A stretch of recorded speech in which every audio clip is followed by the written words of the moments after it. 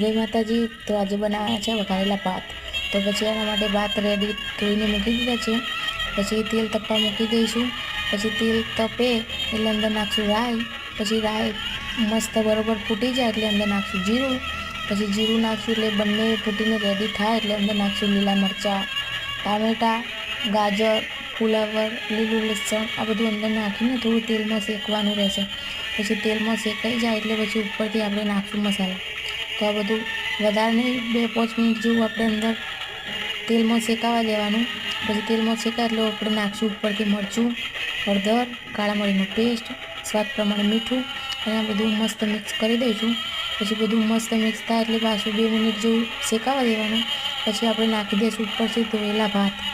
पछी बधुं मिक्स करीने अंदर आपणे पाणी उमेरी दईशुं। पछी कुकरनी 3 सीटी बोले एटले आपणा भात रेडी।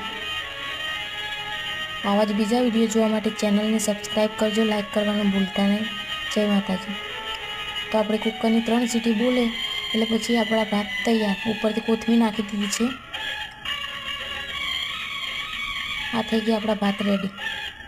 चेनल ने सब्सक्राइब करवानुं भूलता नहीं।